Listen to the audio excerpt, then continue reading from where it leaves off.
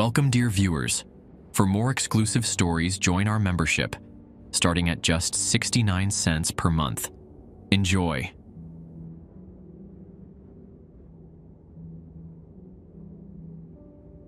Six months ago, I watched my little brother drown in Lake Martin. We were camping at Wind Creek State Park for the weekend. Just a simple trip. Something to take our minds off the foreclosure notice that had arrived the previous Tuesday. Mom stayed at the campsite nursing a migraine and a bottle of cheap Merlot while Dad took us fishing.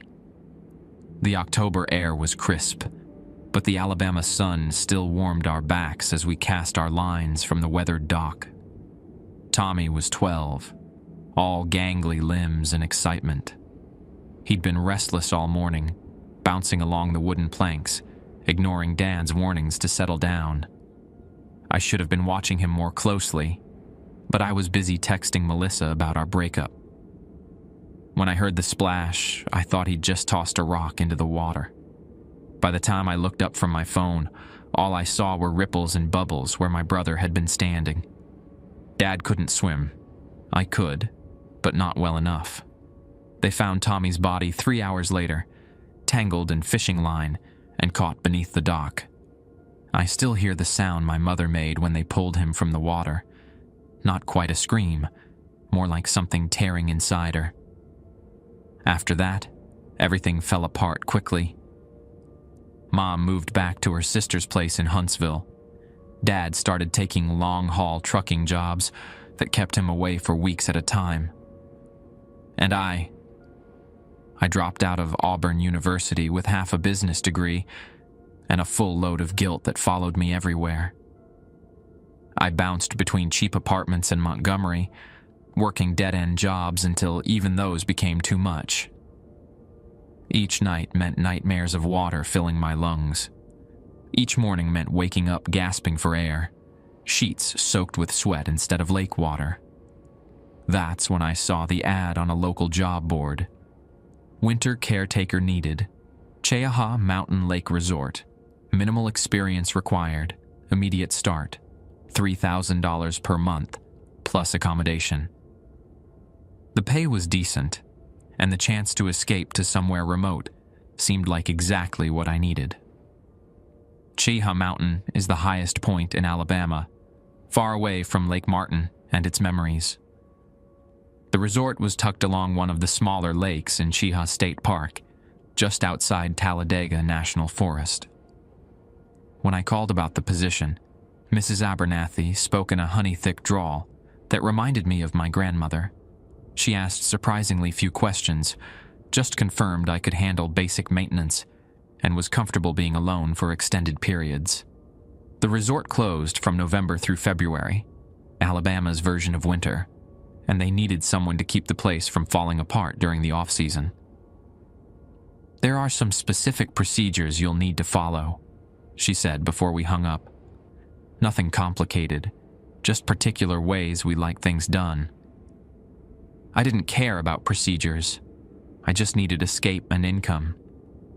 2 days later, I packed my rusted Civic with everything I owned and headed northeast toward Cheaha Mountain, hoping the elevation might somehow lift the weight pressing down on my chest since Tommy died.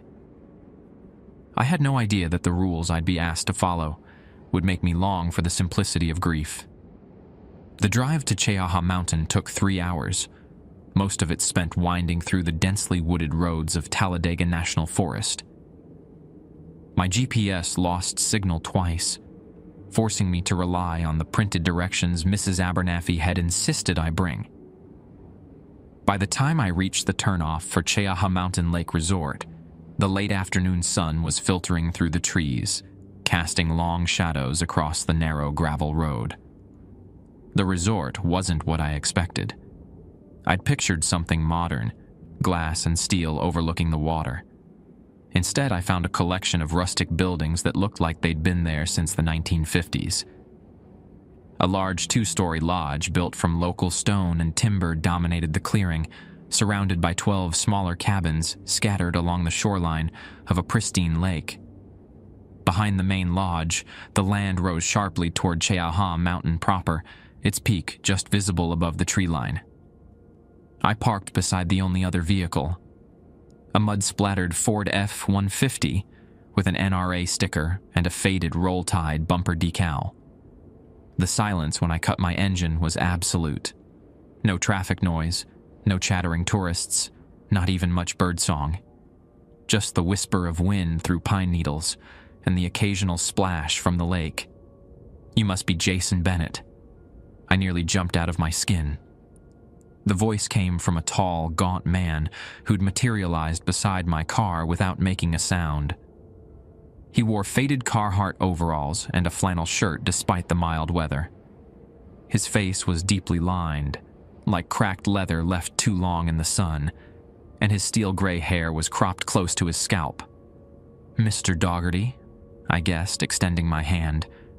He looked at it for a moment before shaking briefly. His palm felt like sandpaper. "Emmett," he corrected. "I handle maintenance here during the season. Just finished winterizing the place for you." He gestured for me to follow him toward the main lodge. As we walked, I noticed his slight limp and the way he kept his left arm stiff against his side. "Mrs. Abernathy still coming?" I asked, trying to fill the uncomfortable silence. "Margaret?" "No." Something flashed across his face. "She handles things by phone these days. Hasn't been up here since, well, for some time." The main lodge was surprisingly warm inside, with a massive stone fireplace dominating the far wall. The furniture was all heavy wood and worn leather, giving the place a hunting lodge vibe.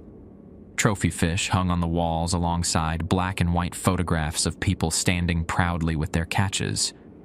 The largest photo, positioned above the fireplace, showed a group of men in 1960s attire standing in front of the lodge, their arms around each other's shoulders, broad smiles on their faces. "That's the original ownership group," Emmett said, following my gaze. "Local businessmen from Birmingham and Montgomery. They built this place as a private fishing club in '58. Turner Abernathy, Margaret's husband, bought them all out in the '70s, turned it commercial." He led me through to a back office cluttered with filing cabinets and outdated computer equipment. From the top drawer of an ancient desk, he withdrew a leather-bound ledger and 3 sets of keys. "Master keys," he said, dropping them on the desk. "Main sets for all buildings, seconds for maintenance shed and utility rooms. Small brass ones open the gate at the access road. Lock it behind you when you come and go." I pocketed the keys as he opened the ledger. "Now, about your duties." For the next 30 minutes, Emmett walked me through a detailed list of maintenance tasks, checking pipes for freezing, running generators weekly, inspecting roofs after storms, standard caretaker stuff. I'd worked summers at a camp in high school and had helped my dad with home repairs enough to handle the basics. "Any questions so far?" he asked. Seemed straightforward enough. Emmett's weathered face remained impassive. "That's the normal stuff. Now for the other procedures." He turned to a section in the back of the ledger, separated by a red divider tab. The page was titled Resort Protocols in neat block letters. "These are non-negotiable," he said, tapping the page with a calloused finger. "Follow them exactly. No exceptions. No improvisations." I leaned forward, expecting complex maintenance instructions. Instead, I found a numbered list that made my skin prickle. All exterior doors must be locked by sunset.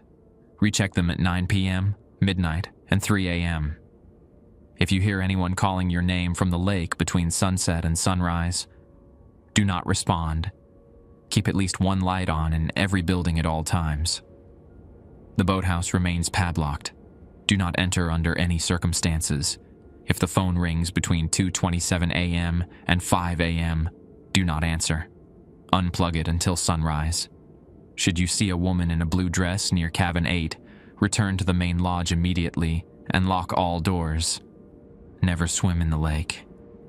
I looked up, expecting to see a smirk on Emmett's face, but he was deadly serious. Is this some kind of joke? Hazing the new guy? Do I look like the joking type, son? His voice had hardened. This place, it has peculiarities. Been here since before the resort was built. What does that even mean? Emmett closed the ledger with a definitive thud. It means you follow the rules, or you won't last the winter. A chill that had nothing to do with the mountain air crept up my spine. I wanted to press him for more information, but something in his eyes stopped me. He checked his watch, an old Timex with a stretched-out metal band. Sun's getting low. I need to head out. He stood abruptly, wincing slightly, as he put weight on his bad leg. The pantry stopped. Generators full. Wi-Fi passwords in the front desk drawer. Works sometimes. Mostly it doesn't. As we walked back to the parking area, the shadows had lengthened across the grounds. The lake water had darkened from blue to black, and the previously peaceful setting now felt watchful, expectant. One must thing, Emmett said as he climbed into his truck. If you need to leave before your contract's up, call Margaret first. Don't just drive off. He started the engine but kept the window down. And Bennett? About rule number 7. I know what happened to your brother at Lake Martin. That's probably why Margaret hired you. Thought you'd be careful around water. My blood ran cold. I hadn't mentioned Tommy in my application. How did you...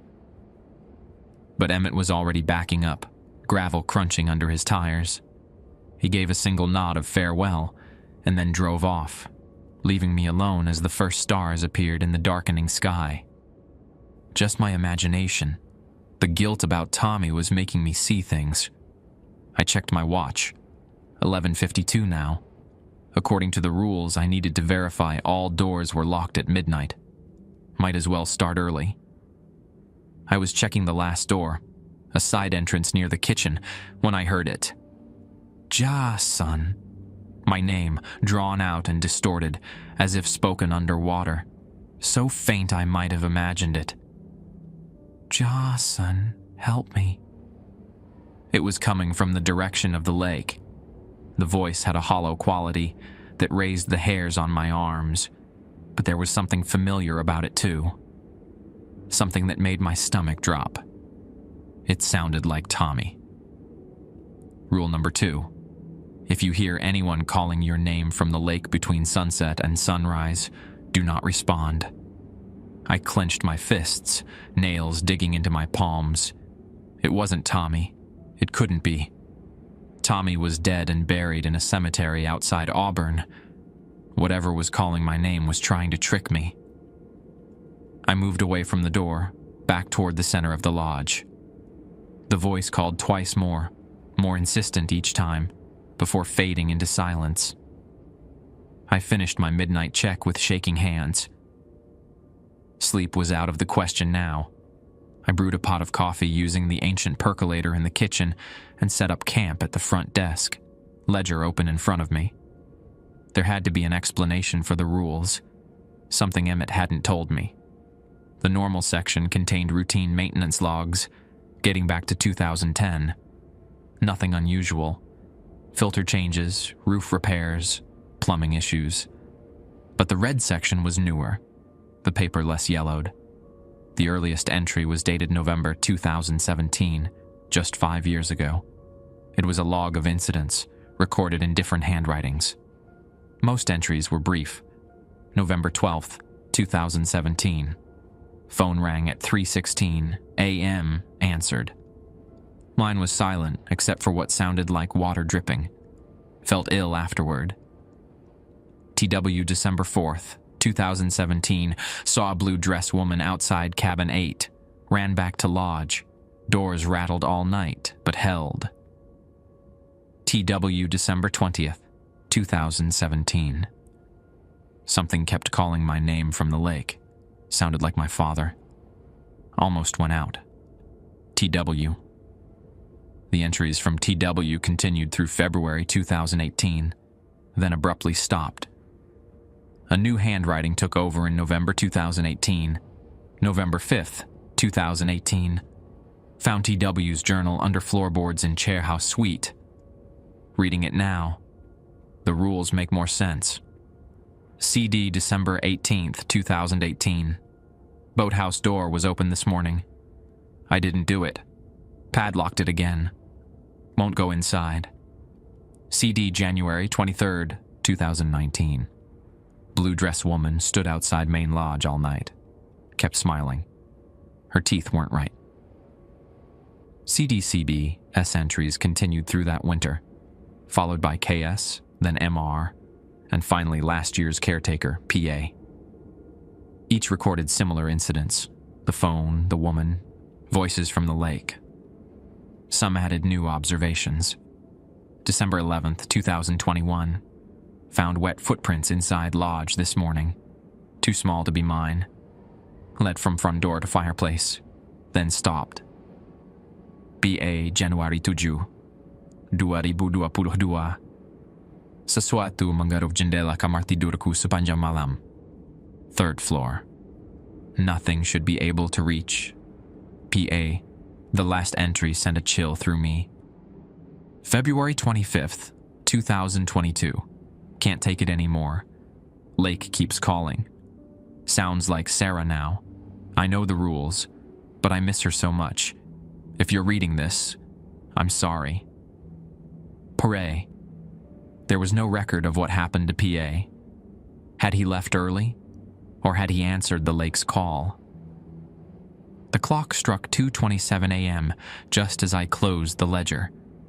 On cue, the phone on the desk began to ring, its shrill tone slicing through the silence. My hand froze halfway to the receiver as rule number 5 echoed in my mind. If the phone rings between 2:27 a.m. and 5 a.m., do not answer.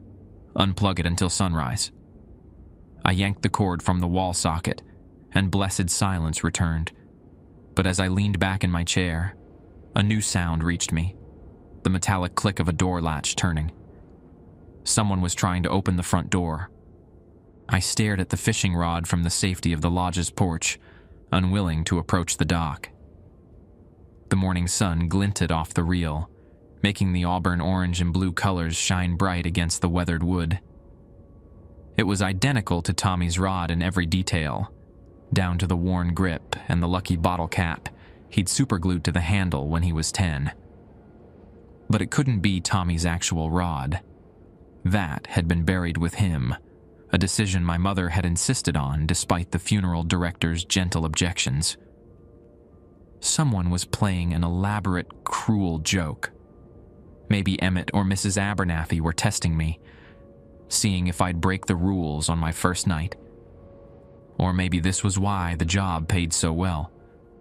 Psychological torment came with the territory. I needed more information. The logbook had mentioned a journal hidden by TW, the caretaker from 2017. According to the entry, CD had found it under the floorboards in the Cheha suite, my current bedroom. Back inside, I locked the door behind me and headed upstairs. The Cheha suite's hardwood floors were old oak, some boards noticeably worn where furniture had been rearranged over decades. I got down on my hands and knees, feeling for loose planks. Near the bay window overlooking the lake, one board shifted slightly under pressure.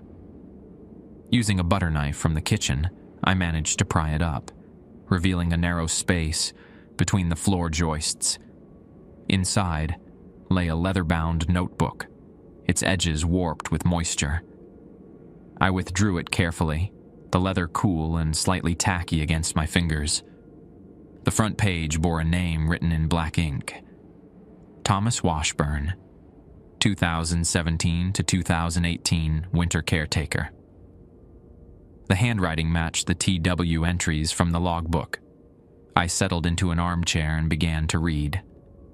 The first few pages were mundane. Washburn complaining about the isolation, noting maintenance tasks, describing the pleasant fall weather. But the entry for November 15, 2017, caught my attention. Found old newspaper clippings in the desk drawer today. Seems this place has a history nobody told me about. In 1962, 4 guests drowned during a private fishing expedition. Boat overturned in calm water, which struck the reporter as odd. 3 bodies were recovered. The 4th, a young woman named Eleanor Davenport, was never found. More interesting. In 1983, a caretaker named Michael Shelby disappeared during his winter watch. Police reports said he likely wandered off drunk into the woods and succumbed to exposure, but his body was never recovered. His personal effects were found on the dock. 1997. A 12-year-old boy drowned while swimming. Parents sued the resort for negligence. Case was settled out of court. 2008. 2 college students from Birmingham trespassed during off-season, planning to use the empty cabins for a weekend of partying. One disappeared. The other claimed something came out of the lake, but was deemed unreliable due to alcohol and drug use. Probably should have researched this place before accepting the job. The next dozen pages detailed increasingly strange encounters. Voices calling from the lake, the phone ringing at specific hours, unexplained noises, and wet footprints appearing inside the lodge. Washburn had started compiling what he called the rules for survival, noting which actions seemed to provoke activity and which seemed to prevent it.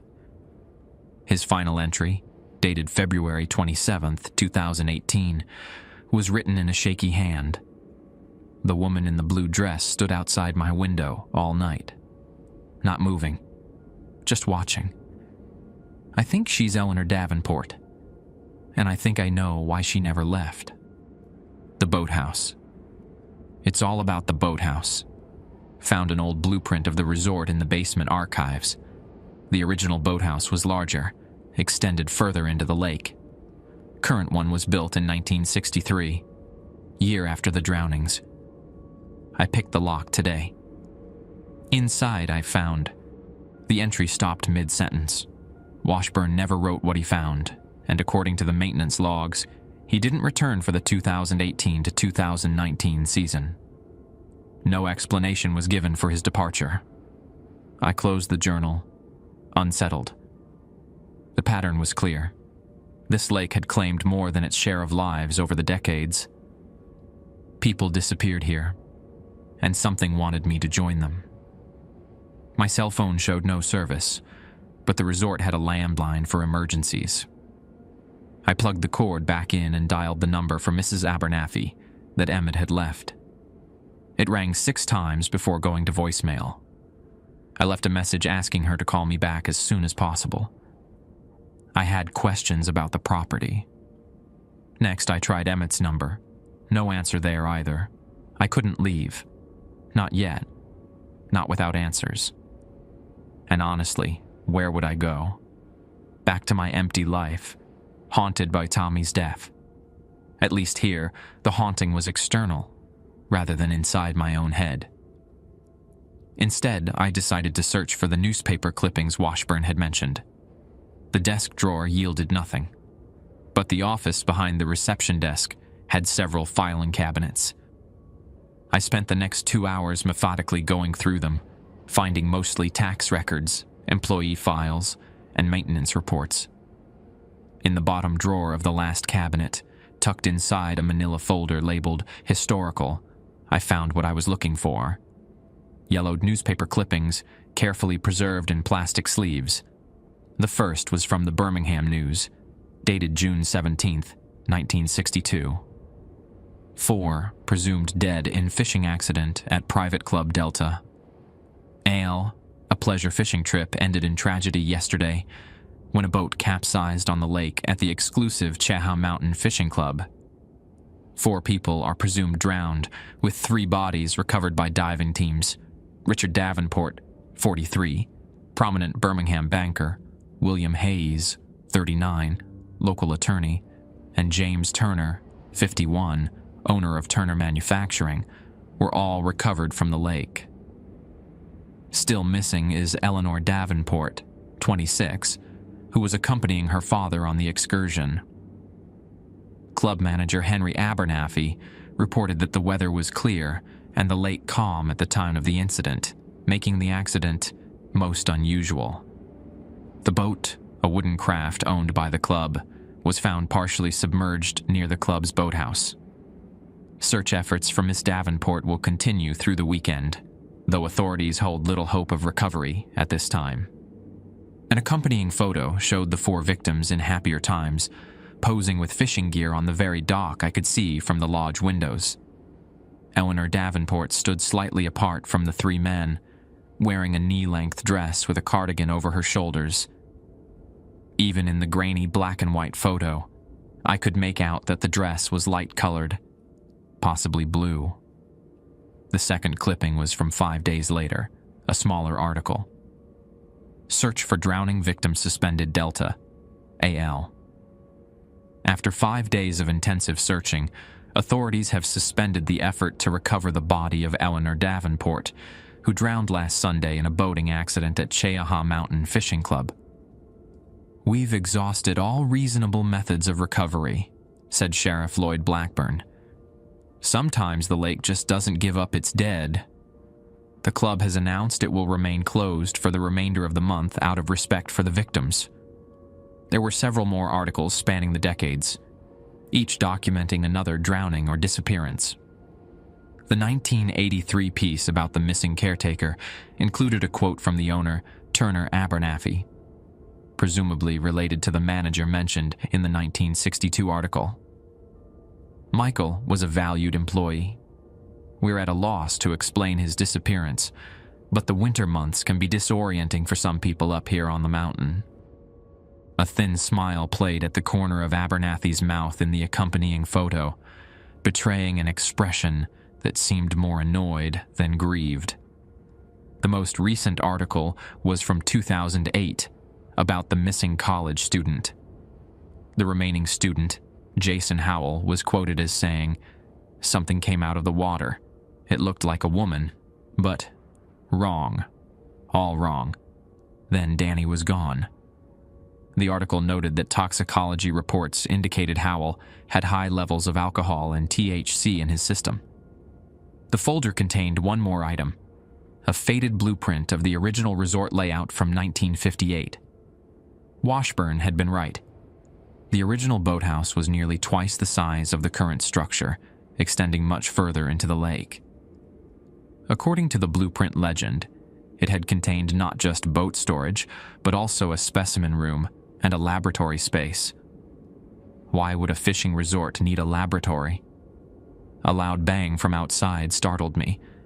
I rushed to the window in time to see my car's hood flip closed. A figure darted away toward the tree line, slight, dressed in dark clothing, moving with surprising speed. By the time I got the door open, whoever it was had disappeared into the forest. I approached my Civic cautiously.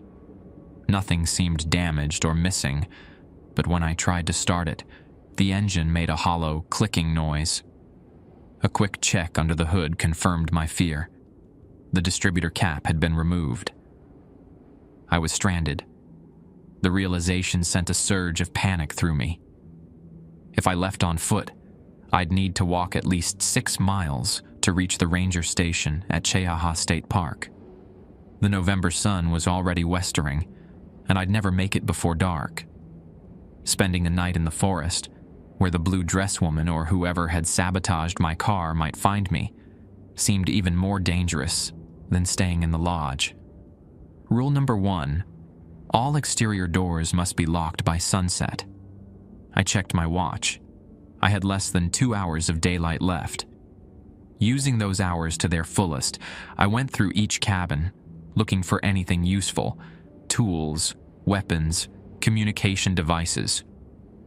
The cabins were nearly identical in layout: a small living area with a kitchenette, a bedroom with 2 double beds, and a bathroom. Each was decorated with rustic furniture and fishing-themed artwork. Most contained nothing of interest. Cabin 8, the one specifically mentioned in the rules, was the furthest from the main lodge, situated at the edge of the forest rather than facing the lake. Its door was secured with an additional padlock, which none of my keys fit. Through the windows, I could see that the interior was different from the others. No beds, no kitchenette. The walls were lined with bookshelves filled with old volumes. A large table dominated the center of the room, covered with papers and what looked like scientific equipment, all gathering dust. In the corner stood something covered with a sheet. As the sun dipped lower, I reluctantly abandoned my investigation and returned to the main lodge, securing all doors and windows according to the rules. I made a quick dinner from the pantry supplies and prepared for another long night. This time, I set up in the great room with clear sight lines to all ground floor windows and doors. I'd brought Washburn's journal, the newspaper clippings, and the ledger, hoping to piece together more of the resort's history. As dusk settled over the lake, a sense of being watched crept over me. I glanced up from my reading to find a face pressed against the window glass, barely visible in the fading light. A woman's face, half obscured by wet, dark hair. Our eyes met briefly before she ducked away. Through the window, I watched her figure retreat toward the lake, the blue fabric of her dress darkening as she waded into the water. Just before she disappeared beneath the surface, she turned back toward the lodge and smiled. I had a sick feeling I knew exactly what, or who, would be calling my name from the lake tonight. I spent the night in a state of hypervigilance, checking windows, verifying locked doors at the designated times, and straining to catch every sound. The voice from the lake returned, calling my name with increasing desperation. Sometimes it sounded like Tommy. Other times like a woman I didn't recognize, perhaps Eleanor Davenport. I forced myself to ignore it, hands pressed over my ears when the pleading became too intense. The phone rang precisely at 2:27 a.m. I let it ring until 2:31, when it abruptly stopped mid-ring. At 3 a.m., I conducted my final door check and discovered wet footprints in the entrance hallway, leading from the front door toward the staircase before vanishing. I followed the protocol, checking that the door was still locked. It was. How had someone, or something, gotten inside? By dawn, my nerves were frayed to breaking. As soon as the first light pierced the eastern sky, I unlocked the front door and stepped outside, desperate for fresh air. The fishing rod that had been on the dock was gone, leaving only a damp spot on the weathered wood. I needed to get more information about this place, and I needed a working vehicle. Without my car, there was only one option: Emmett's maintenance shed near the tree line. He'd shown me the key on the ring, but hadn't given me a tour of that building. Perhaps there was a resort vehicle I could use, or at least a phone with better reception. The maintenance shed was a corrugated metal building with a padlocked door. The key slid in smoothly, but the lock was stiff from disuse. Inside, the air was heavy with the smell of motor oil, gasoline, and damp earth. Shelves lined the walls, holding tools, spare parts, and containers of various chemicals. A riding mower sat in one corner, covered in dust. Beside it was an ancient ATV with flat tires. No vehicle I could use to escape then. But on a workbench at the back of the shed, I found something almost as valuable: a two-way radio, the kind used by park rangers. I clicked it on, and to my relief, a small green light indicated it had power. "Hello? This is Jason Bennett at Chiaha Mountain Lake Resort. Can anyone hear me?" I spoke into the handset, keeping my voice level despite my desperation. Static hissed back at me. I tried again, switching through different channels. On channel 6, the static changed pitch, and I thought I heard a fragment of speech. "Hello? Is someone there? I need help." Through bursts of static, a voice replied, "Bennett, Lake Resort, advised to rules." "I can barely hear you," I shouted into the handset. "My car's been sabotaged. I need assistance." "Follow, rules, Abernathy, coming, days, boathouse, danger. The transmission deteriorated into unintelligible noise before cutting out completely. I tried for another 20 minutes to re-establish contact without success. Had they said Abernathy was coming in a few days? Or was I just hearing what I wanted to hear? And what was that about the boathouse? As I exited the shed, I noticed a second structure partially concealed by undergrowth about 50 yards deeper into the forest. It wasn't on any of the resort maps I'd seen. Curiosity pulled me forward. The building was small, a single room constructed of concrete blocks with a metal roof. No windows, just a steel door secured with a rusty padlock. This lock wasn't on my key ring, but among the tools in the maintenance shed, I'd spotted bolt cutters.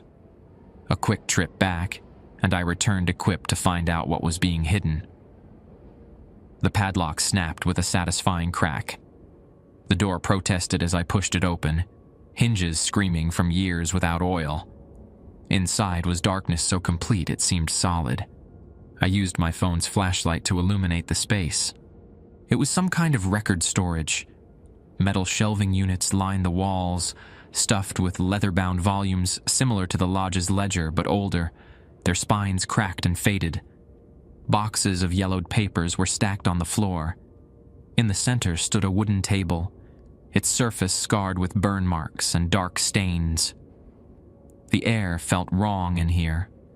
Too cold, too still, as if the small room existed in a different time zone than the world outside. I suppressed a shiver and began examining the materials.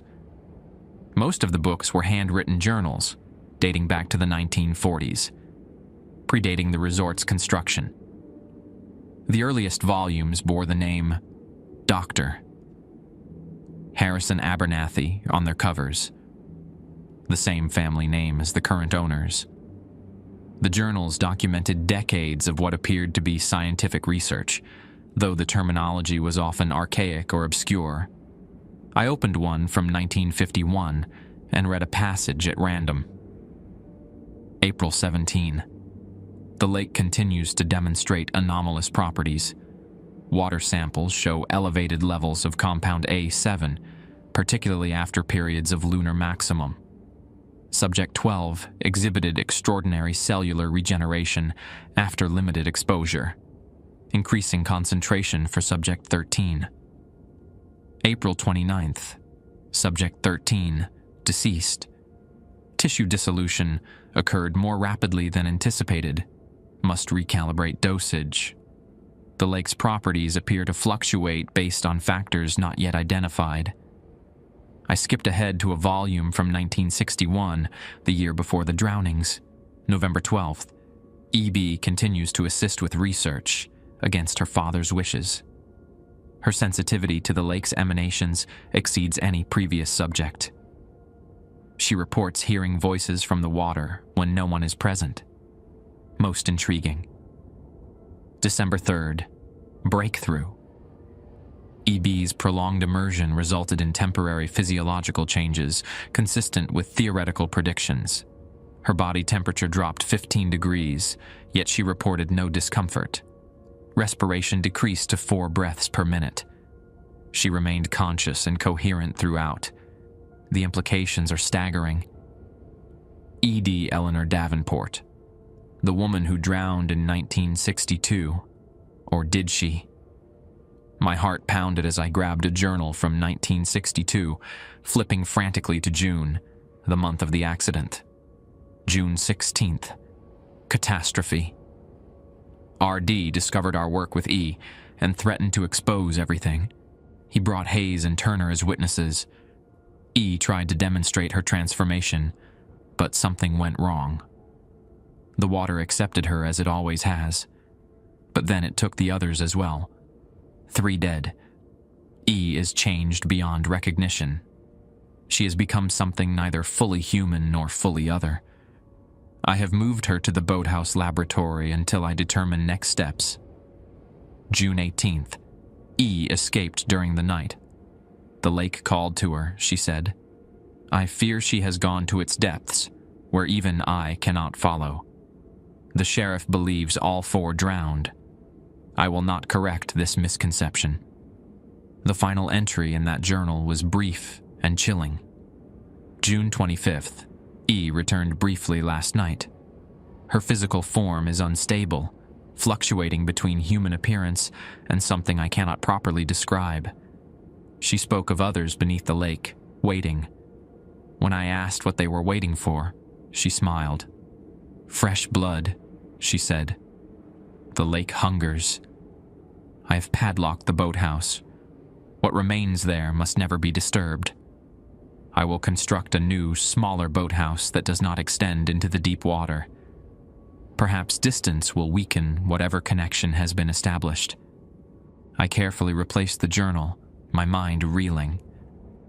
The stories about drownings and disappearances suddenly made horrible sense. The lake itself, or something in it, was consuming people, and Eleanor Davenport had been transformed into some kind of lure or guardian. As I turned to leave, my flashlight beam caught a stack of photographs on a bottom shelf. The top image showed 5 men in lab coats standing proudly in front of the original boathouse. I recognized the man from the center as the doctor, Abernathy from the journals. A handwritten caption identified the others as research colleagues. The final line read, "Project Lazarus, Phase 1 completed, 1952. I pocketed the photograph and hurried back outside, suddenly desperate for sunlight and fresh air. The metal door closed with a dull clang behind me. When I turned around, Emmett Doherty was standing 10 feet away, a shotgun cradled in his arms. "Found what you were looking for, Bennett." His weathered face was expressionless, but the gun barrel remained pointed steadily at my chest. "The Abernathys have been experimenting on people," I said, surprised by the steadiness of my own voice. "The lake drownings. They're not accidents." Emmett snorted. "Figured that out all by yourself, did you? Guess you're smarter than you look. Are you working for them? Is that why you brought me here? As feed for whatever's in that lake?" "I don't work for anybody," Emmett said, shifting his weight off his bad leg. "Margaret hired you, not me. I'm just the messenger." "Then why are you here? Did you sabotage my car?" A humorless smile cracked his leathery face. "Wasn't me. Probably Eleanor. She gets impatient this time of year." He gestured toward the resort with the shotgun barrel. "Walk. We need to talk, and I don't like being this close to the record bunker." I didn't see much choice, so I walked ahead of him back toward the main lodge. The morning was advancing, the November sun climbing higher, but providing little warmth. "What do you know about all this?" I asked over my shoulder. "Enough to stay alive for 14 years as the maintenance man," he replied. "Enough to understand that some rules aren't meant to be broken." "And the other caretakers? What happened to them?" "Some left. Some didn't." Emmett's voice had a finality to it that discouraged further questions. At the lodge steps, he finally lowered the shotgun. "Tonight's the full moon. It'll be worse than the last 2 nights. Much worse. If you're smart, you'll stay in the lodge and follow every rule to the letter. And if I don't?" Emmett's eyes, pale as winter ice, met mine. "Then you'll end up like your brother. Tommy, wasn't it? Calling from the lake until someone else comes along." Emmett laughed before I could ask him more questions, disappearing down the resort's access road on foot. I considered following him, but the memory of his shotgun and ice-cold eyes kept me rooted to the lodge steps. Besides, I needed to prepare for nightfall. If the full moon truly made things worse, I'd need every advantage I could get. I spent the afternoon checking and reinforcing doors and windows throughout the lodge. In a utility closet, I found a toolbox containing a hammer, screwdriver, and several packages of nails. I used these to secure the downstairs window frames with additional boards, leaving just enough space to verify what might be outside without creating vulnerable entry points. As sunset approached, I gathered supplies in the main office: food, water, flashlights with spare batteries, and the fireplace poker that had become my makeshift weapon. I also brought the journals I'd taken from the record bunker, hoping they might contain information that could help me survive the night, or even escape the resort altogether. While reviewing Dr. Abernathy's earliest journals, I discovered a hand-drawn map of the lake and surrounding property from 1946, before the resort was built. The map showed the lake had unusual depth readings, over 200 feet at its center, despite its relatively small surface area. Abernathy had noted unusual thermal patterns and unexplained cold spots, suggesting the lake never completely froze, even in the coldest winters. More disturbingly, he'd marked several spots around the shoreline with small X's labeled disappearance sites. The earliest dated from 1879, when the area was nothing but wilderness. Local legends, he wrote, spoke of a hungry water that occasionally claimed travelers or hunters who ventured too close after dark. The Abernathy family hadn't created the lake's strange properties. They'd discovered them and spent decades trying to harness them for some purpose. I couldn't quite determine from the fragmented information. References to cellular regeneration, physiological transformation, and Project Lazarus suggested medical or biological research, possibly related to extending life, or even resurrection. Whatever they'd been attempting, it had gone horribly wrong in 1962 when Eleanor Davenport became their star subject, and then their first successful transformation. As the sun dipped below the tree line, I made my final rounds, securing doors and switching on lights in every room according to the rules. Through the windows, I watched the full moon rise over Cheaha Mountain, impossibly large and bright. Its reflection on the lake's surface created a second moon, a perfect mirror image that seemed to pulse with its own inner light. Something moved beneath that reflected moon, a dark shape sliding just below the water's surface, larger than a person. Much larger. Then another shape joined it, and a third. They circled slowly, creating gentle ripples that distorted the moon's reflection into shimmering fragments. I retreated to my command post in the office, double-checking that the phone was unplugged in anticipation of the 2:27 a.m. call. The air in the lodge felt heavy, pressing down with an almost physical weight. Static electricity made the hairs on my arms stand up, and a metallic taste filled my mouth. At 9 p.m., I made my first scheduled door check.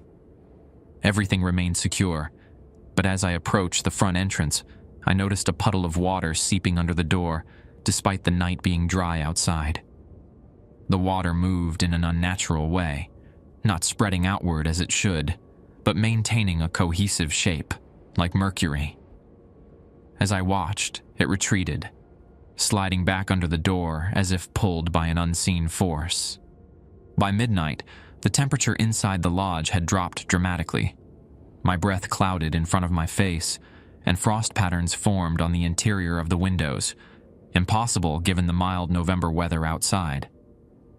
The patterns weren't random. They formed distinct shapes that resembled human faces, mouths open in silent screams. The midnight door check revealed nothing unusual, but as I returned to the office, I heard a scraping sound from the second floor. Clutching the fireplace poker, I crept upstairs, checking each room methodically. The Cheaha suite, my bedroom, was last on my route. The door stood ajar, though I distinctly remembered closing it. Inside, the room was transformed. Water dripped from the ceiling and walls, soaking the carpet and bedding. The bay window overlooking the lake was covered in frost, but the ice had been partially scraped away from inside, forming letters. HELPUS. The writing was backwards, as if meant to be read from outside the lodge, as if something in the lake was looking up at my window, A loud crash from downstairs interrupted my horrified contemplation.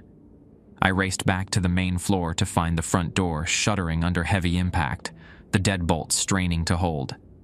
Something was trying to break in. "Jason!" A chorus of voices called from outside, blending together in unsettling harmony. "Let us in, Jason. We're so cold."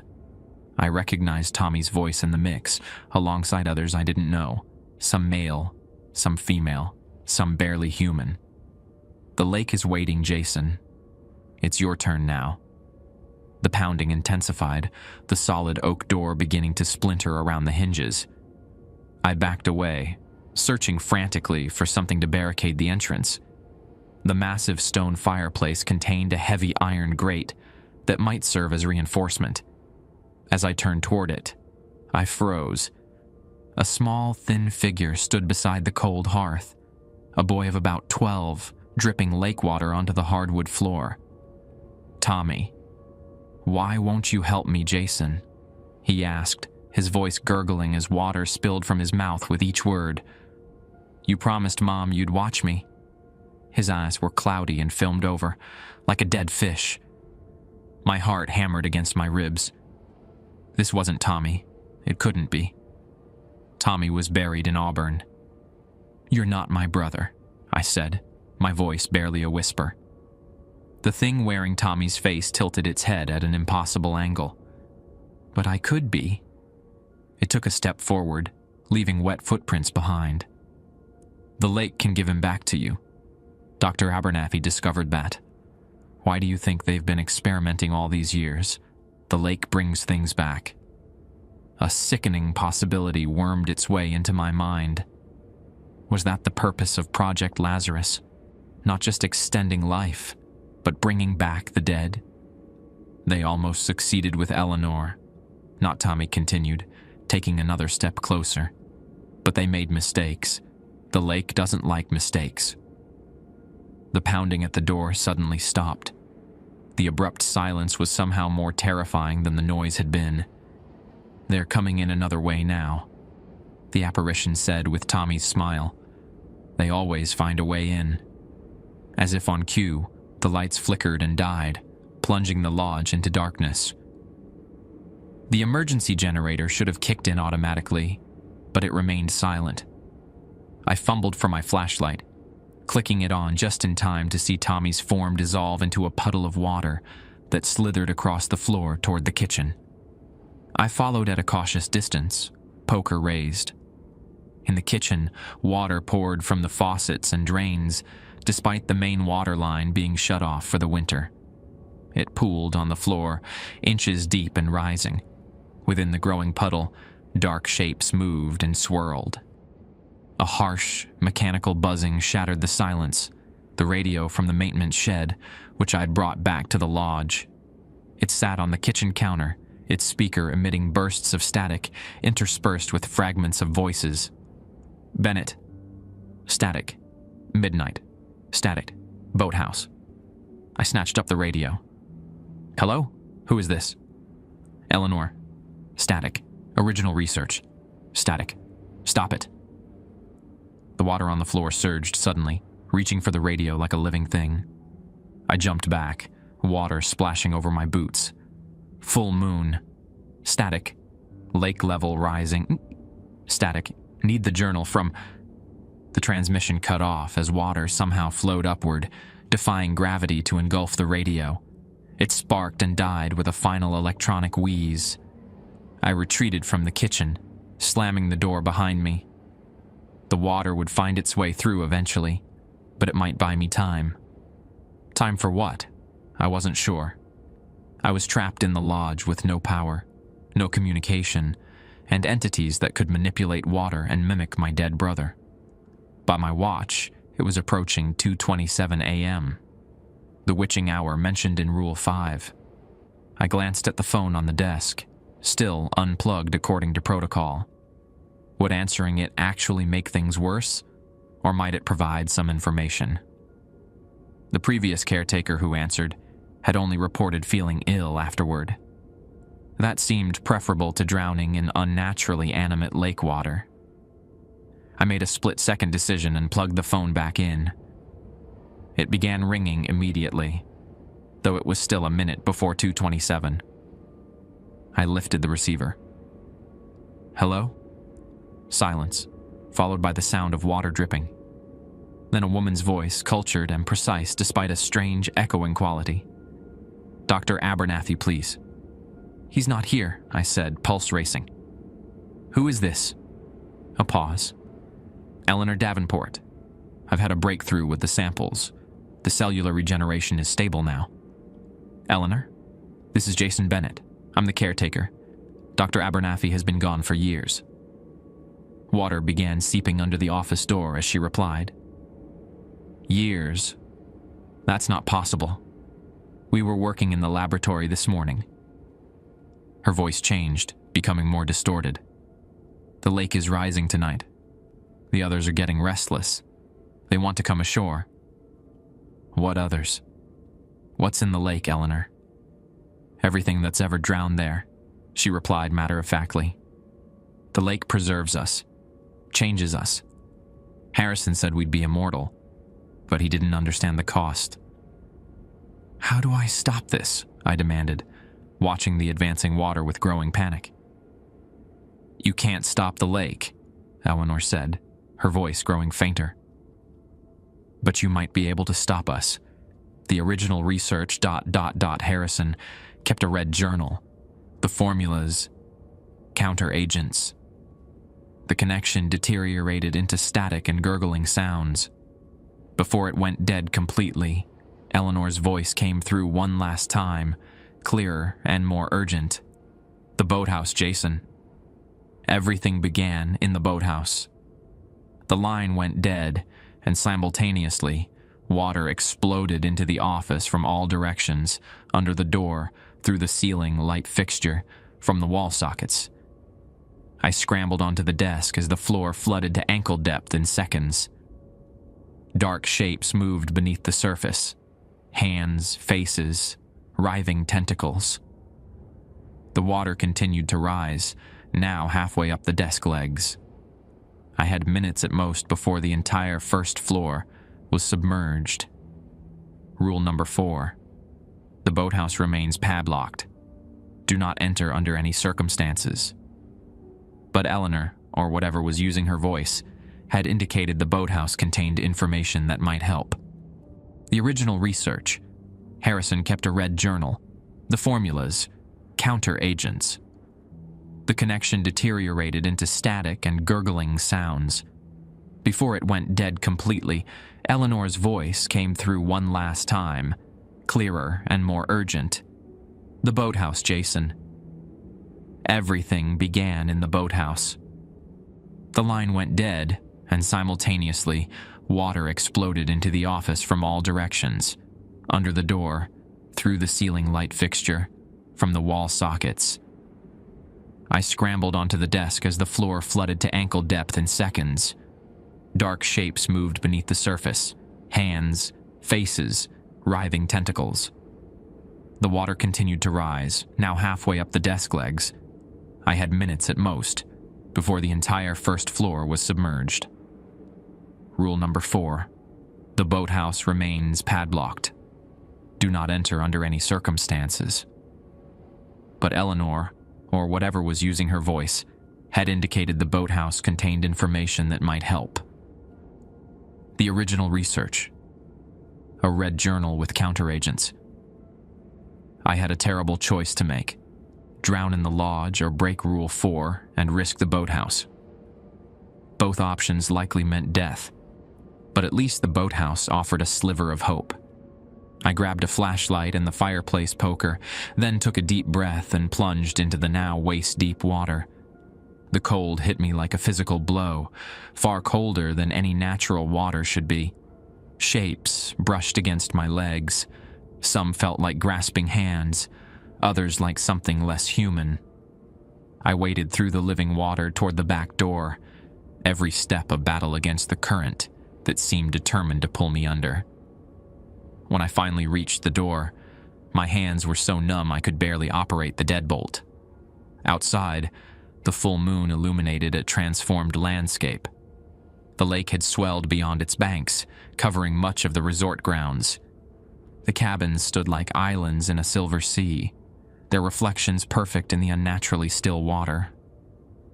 And moving through that water were figures, dozens of them, walking slowly toward the shore. Some appeared human, others were misshapen silhouettes that hurt the eye to look at directly. At their center walked a woman in a blue dress, her movements fluid and graceful despite the water's resistance. Eleanor Davenport was leading her lake-dwelling congregation ashore. I sloshed through the shallows toward higher ground, making for the path that led to the boathouse. Behind me, I heard the wet footsteps of the lake's inhabitants following. Before me lay a padlocked door and the answer to a 60-year-old mystery. Breaking Rule 4 might kill me. Following it definitely would. The boathouse stood at the end of the dock, a dark silhouette against the moonlit water. Unlike the rustic charm of the lodge and cabins, this structure was utilitarian, weathered boards and corrugated metal, built for function rather than appearance. The current boathouse was smaller than the original shown in the old blueprints, but it still extended partly over the water, supported by thick wooden pylons sunk deep into the lakebed. The padlock securing the door was substantial. A heavy-duty master lock that had developed at the time of rust from years of exposure to the elements. None of my keys fit, and I'd left the bolt cutters back at the maintenance shed. Behind me, the procession of figures from the lake drew closer, their wet footsteps creating a nightmarish percussion. Desperate, I smashed the lock with my fireplace poker. It took several hard strikes before the mechanism finally gave way with a reluctant crack. The door swung inward on protesting hinges, revealing the darkness so complete it seemed almost solid. I swept my flashlight beam across the interior. The front portion contained what you'd expect.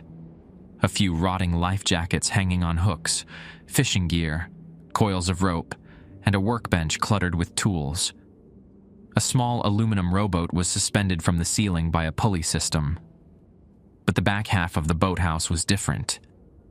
A heavy curtain separated the mundane storage area from what lay beyond. Drawing it aside, I discovered a space that could only be described as a laboratory, preserved like a time capsule from the early 1960s. Glass-fronted cabinets lined the walls, filled with scientific equipment and specimen jars.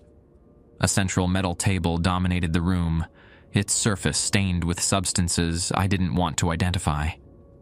Charts and diagrams covered one wall, anatomical drawings that started with normal human figures, but progressed to increasingly distorted forms. Limbs elongated, facial features rearranged in impossible configurations. Most disturbing was a large tank built into the floor at the far end, where the boathouse extended over the lake. A hinged metal grate covered it, secured with heavy chains and 3 padlocks. Through the grate, I could see dark water about 6 feet below, gently lapping at the sides. A trapdoor system, I realized, a direct access point to the lake's depths. On a desk in the corner sat a leather-bound journal with a faded red cover. I lunged for it, nearly dropping my flashlight in my haste. This had to be what Eleanor had mentioned on the phone. A splash from the tank made me whirl around. Water was rising through the grate, faster than natural physics should allow. It pushed against the metal barrier, which groaned under the pressure. I tucked the journal into my jacket and continued searching the laboratory.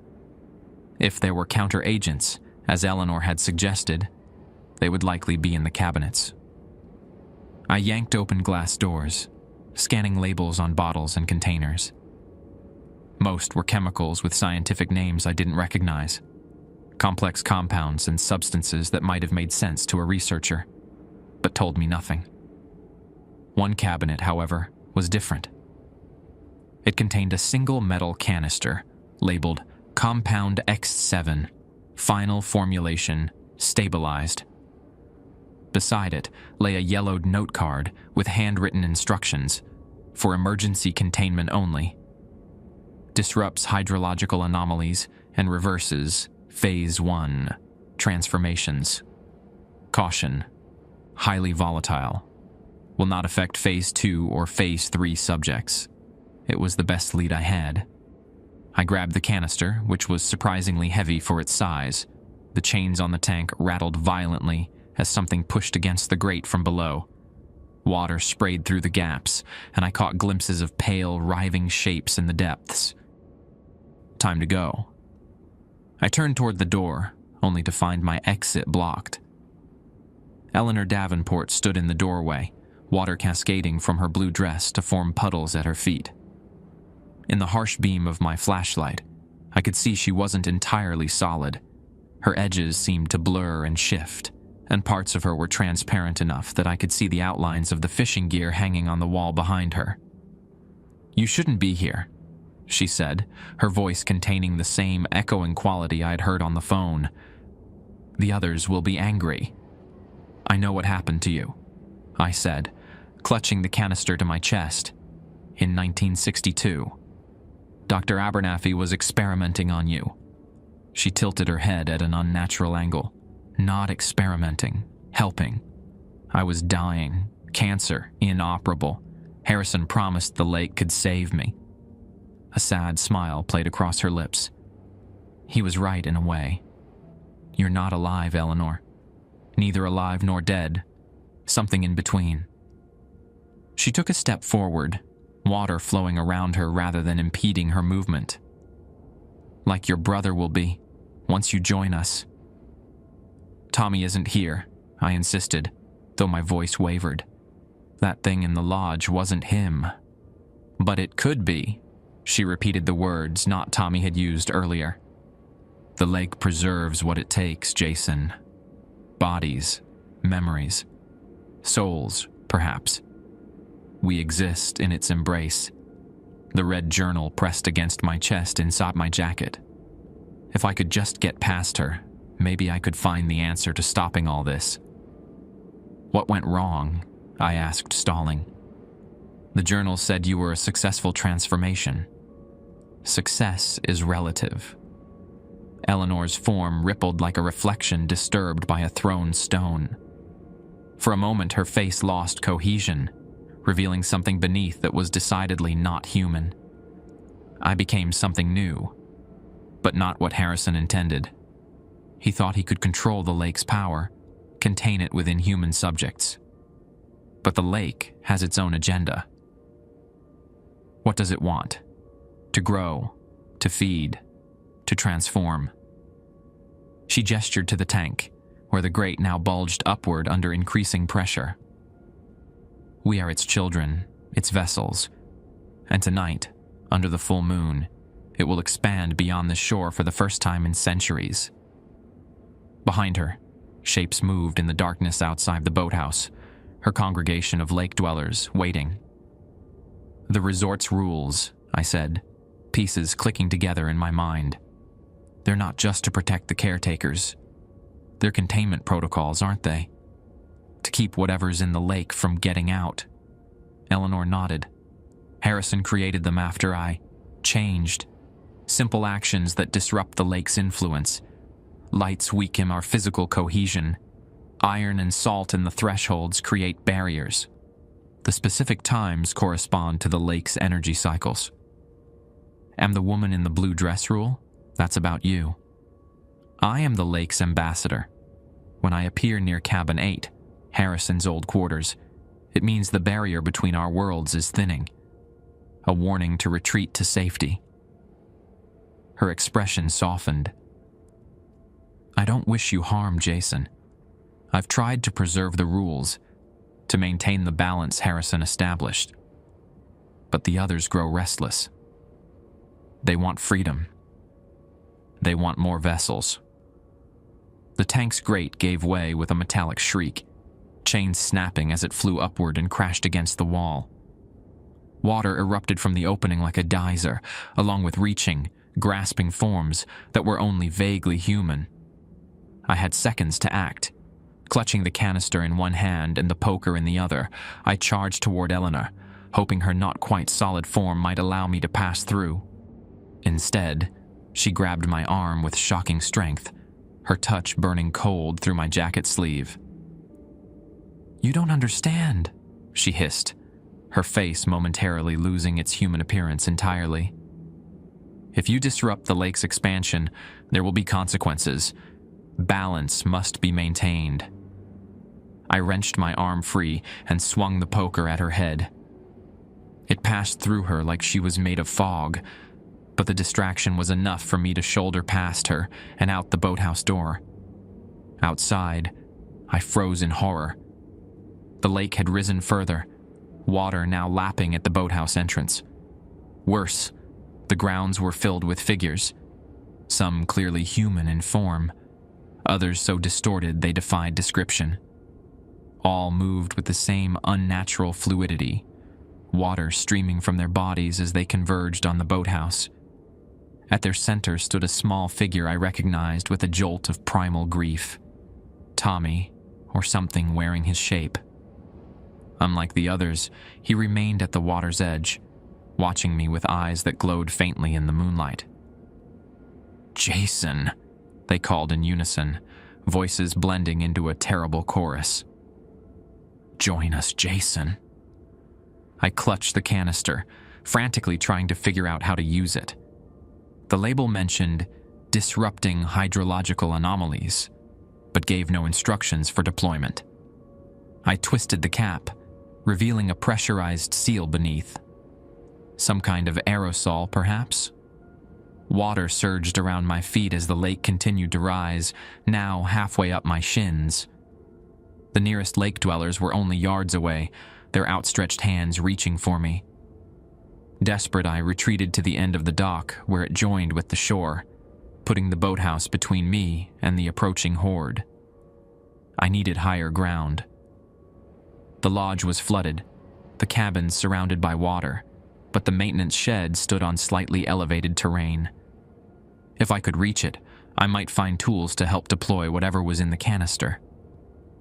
I splashed through the shallows toward the tree line, the wet, slapping sounds of pursuit close behind. The full moon illuminated my path with eerie clarity, casting sharp shadows that seemed to reach for me like dark fingers. Halfway to the shed, something grabbed my ankle. I pitched forward, landing hard in the frigid water. The canister flew from my grasp, landing several feet away with a metallic clunk. The red journal remained secure inside my jacket, but my fireplace poker disappeared beneath the dark surface. I thrashed, trying to free myself from whatever had hold of me. It wasn't a hand, but something like a tentacle. Sleek, powerful, and inhumanly strong. It dragged me backward through the water toward the lake proper. As my head went under, I heard a muffled gunshot. The tentacle's grip loosened suddenly, allowing me to surface, gasping for air. A second shot rang out, and something dark and viscous spread through the water around me. "Bennett, get up!" Emmett Doherty stood at the edge of the trees, his shotgun still smoking. "Get to higher ground!" I scrambled to my feet, snatching up the canister as I lurched toward him. Behind me, the water churned angrily as the lake dwellers regrouped. "What the hell did you do?" Emmett growled, reloading his shotgun. "The whole damn lake is awake now." I went to the boathouse, I admitted, still catching my breath. "Eleanor. She told me about a counteragent." Emmett's weathered face hardened. "Eleanor tells people lots of things. Half lies, half truth. That's how she keeps the balance she needs." Balance. Between what she was and what she became. He fired another shot over my shoulder, causing something in the water to shriek in pain. "Margaret Abernathy warned me you might be trouble. Said you had the look of someone who'd break the rules." "You knew? About all of this?" I gestured to the nightmare unfolding around us. "Been maintenance man here 14 years. You don't last that long without learning the truth." He backed up, gesturing for me to follow. "We need to get to cabin 8. It's the only chance we have now." "Eleanor said that's Harrison Abernathy's old quarters," Emmett nodded grimly. It's also where he kept the backup protocols, for when containment fails, which it has, thanks to you. The Abernathy descendants, I realized, had maintained the resort not as a business, but as a containment facility, disguising their true purpose behind a veneer of tourism. And the rules that had seemed so strange were actually all that stood between the lake's horrors and the outside world. As we retreated toward Cabin 8, I glanced back toward the water. The lake dwellers had paused their pursuit, gathering at the shoreline. At their center, Eleanor Davenport and the thing wearing Tommy's shape stood side by side, watching us with identical expressions of patient anticipation. They weren't giving up. They were regrouping. "Hurry," Emmett urged, pulling me along. "They're calling for reinforcements." From the depths of the lake, something massive was rising, displacing water in waves that crashed against the shore. Something far larger than any of the figures we'd seen so far. Something that had been waiting in the deepest part of the lake for 60 years. The final phase of Eleanor's transformation was about to reveal itself. We reached Cabin 8, just as something massive breached the lake's surface. A dark shape bigger than a bus, glistening in the moonlight. Water cascaded from it as it rose higher, revealing a form that defied biological classification. Part whale, part human, part something else entirely. Tendrils extended from its mass, some as thick as tree trunks, others delicate as spider webs. "What the hell is that?" I gasped. "The heart of the lake," Emmett replied, fumbling with a ring of keys. "Or what's left of Eleanor Davenport after 60 years of transformation. Phase 3.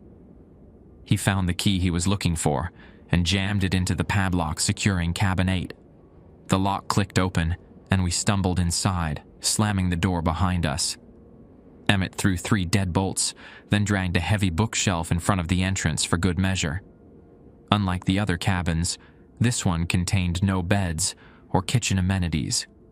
Instead, it resembled a small research facility. Bookshelves lined the walls, containing hundreds of leather-bound volumes similar to the journals I'd found. Scientific equipment, much of it antiquated, cluttered several workbenches. In the center of the room stood a large table covered with maps, charts, and what appeared to be architectural plans of the resort. "Light all the lamps," Emmett instructed, moving toward a cabinet in the far corner.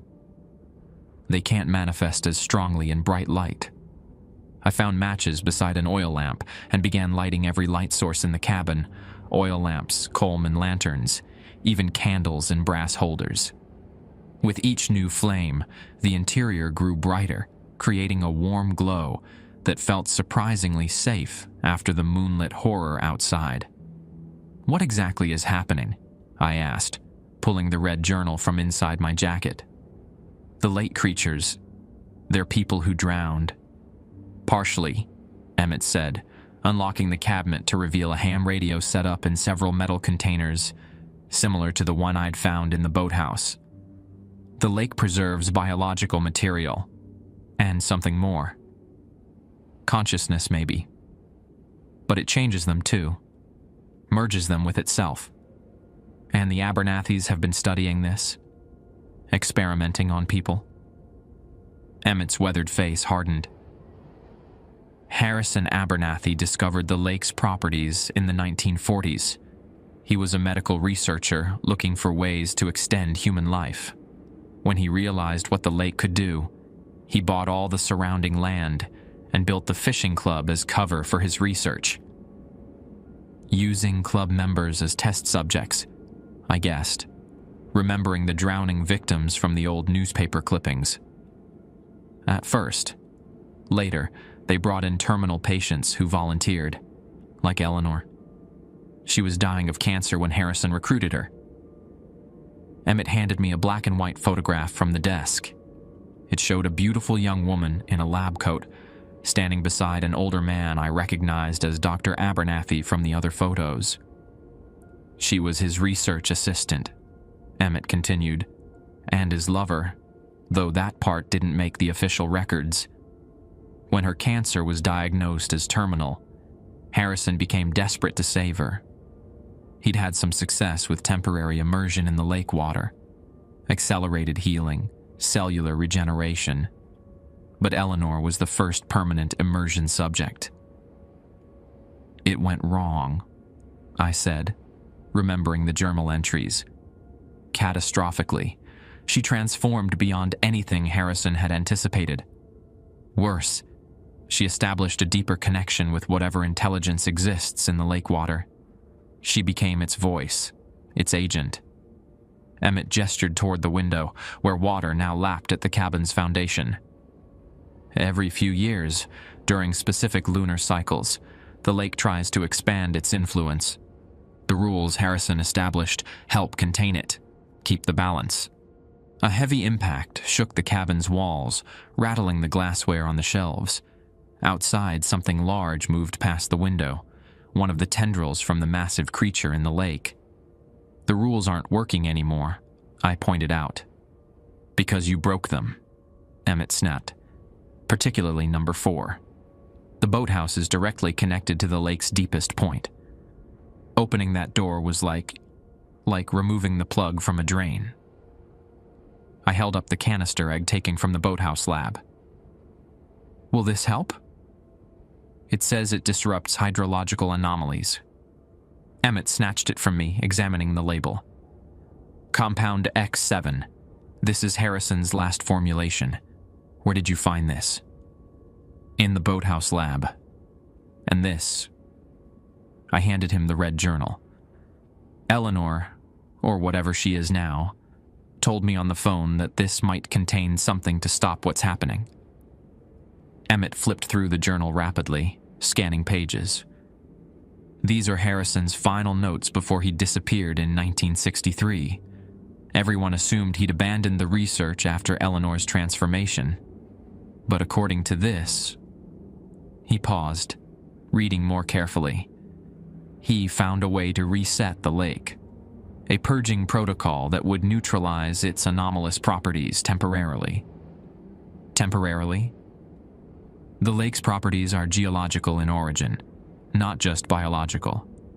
Something in the bedrock, perhaps, or underwater thermal vents. Harrison couldn't eliminate the source completely, but he created a method to flush the system, release the transformed entities, and restore normal physical properties to the water for a time. How long? Years, maybe decades. Emmett turned to a diagram in the journal. The system requires synchronized deployment of the compound at specific points around the lake. The boathouse lab, the deepest point in the lake, and... He tapped the cabin floor with his boot. Here. Cabin 8 was built above an underwater spring that feeds into the lake. Another impact rocked the cabin, harder this time. Wood splintered somewhere on the roof as a tendril punched through, groping blindly in the brightly lit room before retreating from the lake. They're testing our defenses, Emmett said grimly.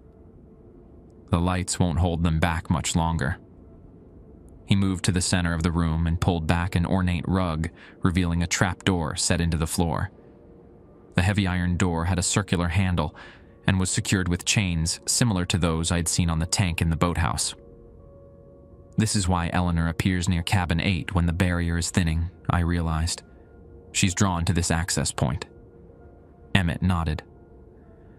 The spring is part of the same hydrological system as the lake, but it flows in the opposite direction, from the mountain down to the lake. Harrison designed this cabin as a fail-safe. If the lake's influence ever breached containment, this spring could be used to flush the system clean. With Compound X7, I said, understanding dawning. But you said we need to deploy it at multiple points simultaneously. There are only 2 of us. And 3 canisters, Emmett confirmed, retrieving 2 more from the cabinet. One goes down this trapdoor, into the spring. Another needs to go to the boathouse lab, into the tank that opens to the deep water. The third must be deployed at the center of the lake itself. That's suicide, I protested. Whoever goes into that lake will end up like the others. Emmett's face hardened. That's why Harrison never used the protocol, even after Eleanor transformed. It requires sacrifice. Before I could respond, a thunderous crash came from the far wall. Tendrils thicker than my arm smashed through the window, shattering the glass despite the bright lights. They recoiled from the direct lamplight, but immediately tried again, more forcefully. "We're out of time," Emmett said, unlocking the chains on the trap door. "I'll take the spring. You head for the boathouse with one canister. We'll have to hope these 2 deployments are enough to disrupt the expansion, even without the 3rd point." I took one of the canisters, tucking it securely in my jacket. How do I activate it? Twist the top counterclockwise until it clicks, then remove the cap completely. The compound will deploy as an aerosol that binds with water. In the boathouse, drop it directly into the tank after activation. He demonstrated with his canister, twisting until a loud click sounded. Once activated, you have approximately 30 seconds before deployment. Synchronization is crucial. Another crash, and part of the roof gave way. Water poured in, along with writhing tendrils that seemed more plant than animal. "Use this," Emmett said, handing me his shotgun.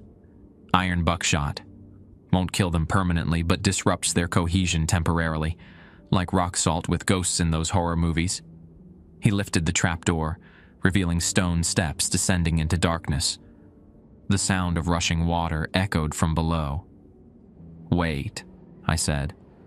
"How will we coordinate the deployment?" "We need to activate the canisters at the same time." Emmett glanced at his watch. "It's 3:47 now. We deploy at exactly 4:03 a.m. The specific time triggered a memory. Rule number 1, the door checks at 9 p.m., midnight, and 3 a.m. The time isn't random, is it? These are points when the lake's energy fluctuates. Harrison napped the cycles decades ago. 4:03 is when the energy is at its weakest point in the full moon cycle. Emmett started down the steps, then paused. "If this works, get as far from here as possible. The lake won't be happy about being reset." "What about you?" His weathered face creased in what might have been a smile. "The maintenance man here 14 years. Someone's got to stay and maintain." With that, he disappeared down the steps, pulling the trapdoor closed behind him. I checked my watch. 3:49 a.m. 14 minutes to reach the boathouse and deploy the canister. Outside, rain had begun to fall, further obscuring visibility in the pre-dawn darkness. The massive shape in the lake, Eleanor's final form, had moved closer to shore, its tendrils now reaching all the way to the cabins. The smaller lake dwellers had spread throughout the resort grounds, moving with purpose rather than their earlier mindless pursuit. They were securing the perimeter, I realized, making sure no one escaped while Eleanor completed whatever transformation or expansion the full moon had triggered. I darted from cabin 8, staying low and using the scattered equipment and fallen branches as cover. The shotgun was heavy in my hands, but its weight was reassuring. I'd never fired one before, but the principle seemed straightforward enough. Halfway to the boathouse, a figure stepped into my path. The Tommy doppelganger, still dripping lake water that never seemed to diminish. "Where are you going, Jason?" it asked in Tommy's voice, head tilting at an unnatural angle. "The lake is waiting." I raised the shotgun. "You're not my brother." "But I could be," it said for the 3rd time, smiling with too many teeth. "The lake preserves. Join us, and you'll never lose him again." For one terrible moment, I hesitated. What if there was some fragment of Tommy preserved in the lake? What if I could see him again, talk to him, in some form? Then I remembered his funeral, the closed casket, my mother's broken sobs, the gentle weight of his fishing rod as I placed it in the casket before they sealed it. Tommy was gone, Whatever stood before me was an abomination using his memory as bait. I fired the shotgun. The buckshot tore through the Tommy thing's chest, dispersing its watery form into a shower of droplets that scattered across the ground. Almost immediately, they began coalescing again, pulling together like mercury. I ran past, not waiting to see it reform completely. The boathouse loomed ahead, its door still hanging open from my earlier break-in. Inside, the lab remained as I'd left it, though water now stood ankle-deep throughout the structure. The tank in the floor gurgled and bubbled, a direct conduit to the lake's heart. My watch read 4:01 a.m., 2 minutes to synchronization. Wading to the tank, I prepared the canister, turning it just until I felt resistance. At exactly 4:03, I would complete the turn, remove the cap, and drop it into the tank. A soft splash behind me made me whirl around. Eleanor Davenport stood in the doorway, but not as she had appeared earlier. Now she seemed almost fully human. Solid, corporeal, her blue dress dry and pristine. Only her eyes betrayed her true nature, reflecting the darkness of the lake's depths. "You don't understand what you're doing," she said, her voice no longer carrying that underwater echo. "The lake has existed here for millennia. It has a purpose." "What purpose?" I demanded, keeping the canister behind my back. "Evolution. Transformation." She took a step forward, water parting around her feet rather than wetting them. "Humanity is still so young, so limited. The lake offers the next step. Becoming water monsters. That's not evolution. It's corruption."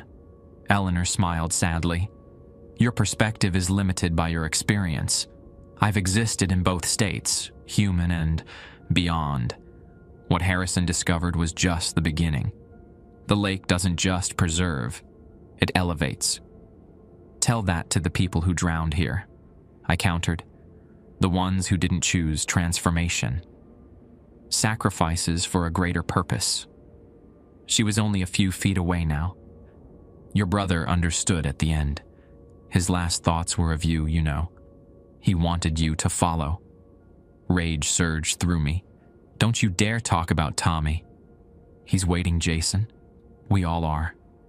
She extended her hand, water rising from the floor to spiral around her arm like a living bracelet. "Join us willingly. It's so much easier that way." My watch beeped. 4:03 a.m. "Sorry," I said, revealing the canister. "I'm not a good swimmer." I twisted the cap the rest of the way, hearing the satisfying click of activation. Eleanor's face contorted with fury and fear as I yanked the cap off completely. The canister immediately began emitting a fine mist that spread rapidly through the air, glowing faintly blue where it contacted water. "No!"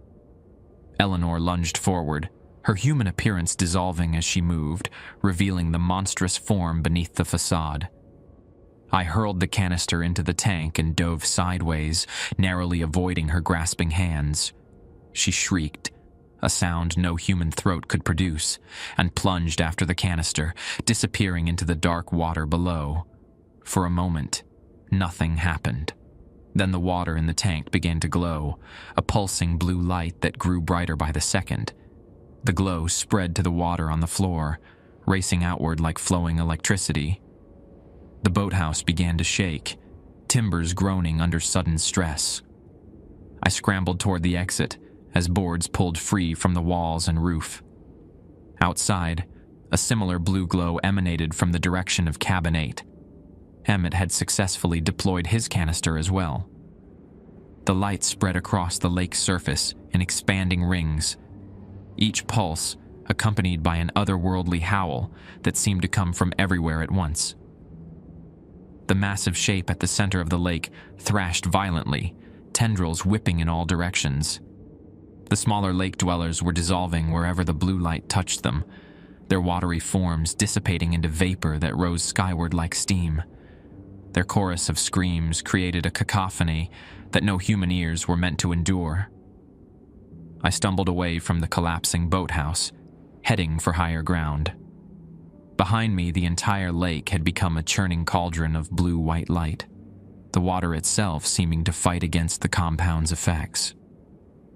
As I reached the tree line, a final deafening roar shook the valley. I looked back in time to see the lake's surface erupt in a geyser of glowing water that reached impossibly high into the night sky. At its center was a human-like figure, arms outstretched, back arched in what might have been agony or ecstasy.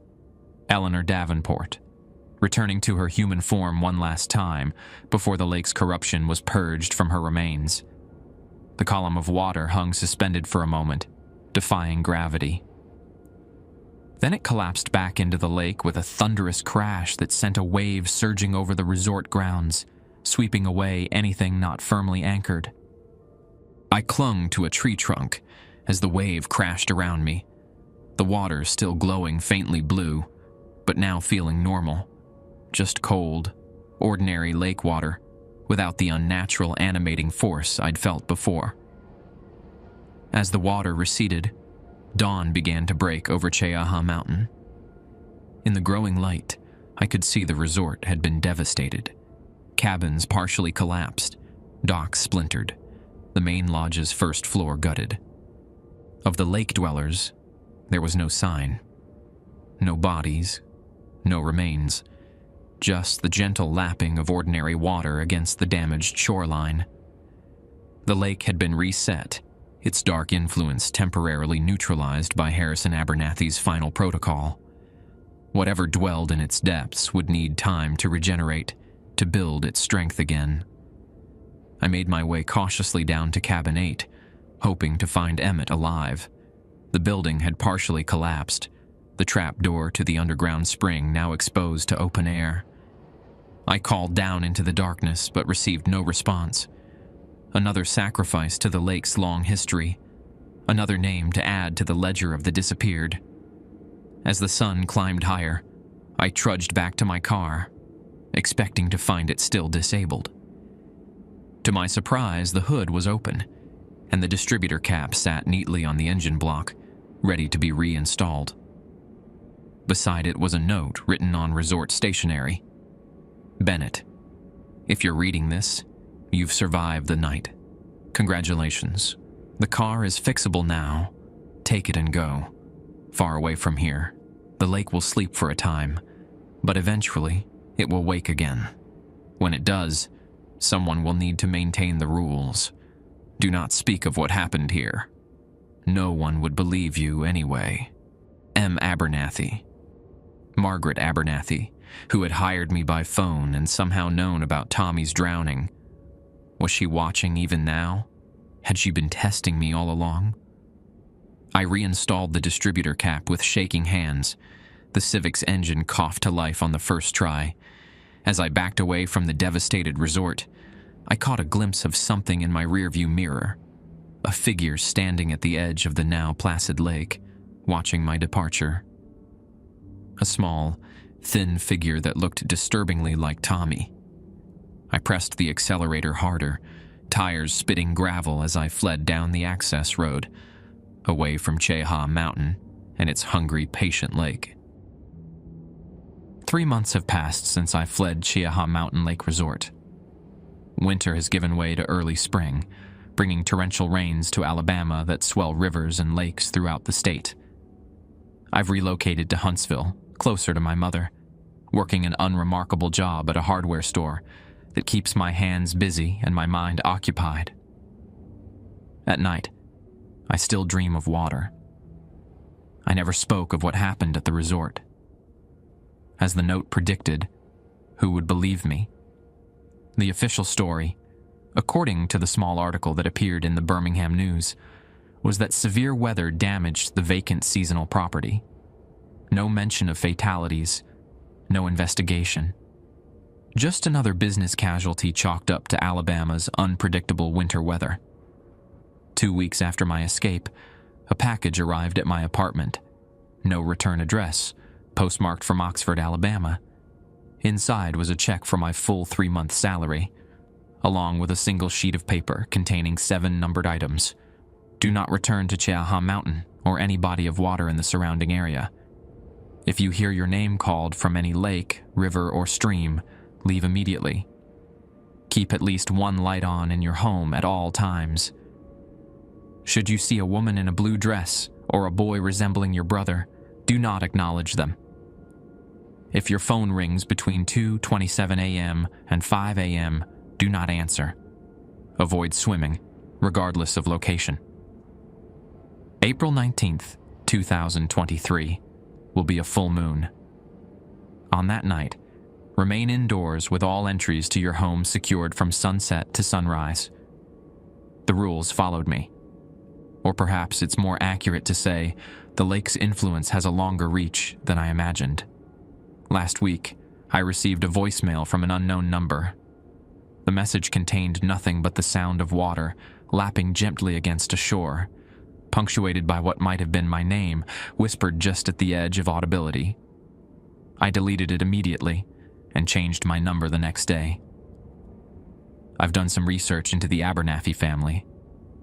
Harrison Abernathy was a renowned medical researcher who mysteriously abandoned his promising career in 1963, vanishing from academic circles completely.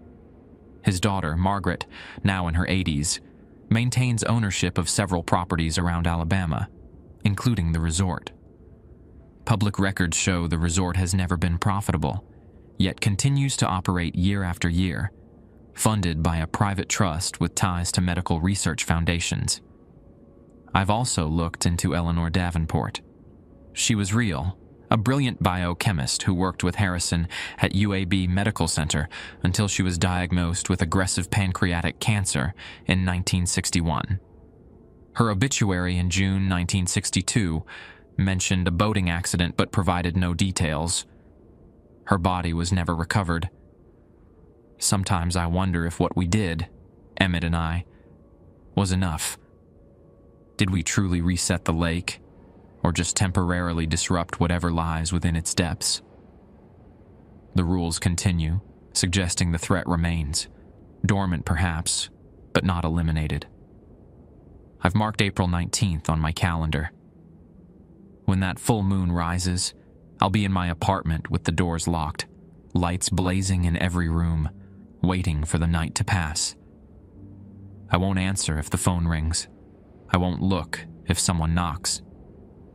Yesterday, I drove past a small pond and glimpsed a ripple on its otherwise smooth surface. A perfect circle expanding outward, as if something had risen briefly, then submerged again. For a moment, I thought I saw a small hand reaching upward before vanishing beneath the dark water. Tommy's fishing rod is in my closet now. I found it on my doorstep last week, still damp, the Auburn Tigers logo bright against the worn handle.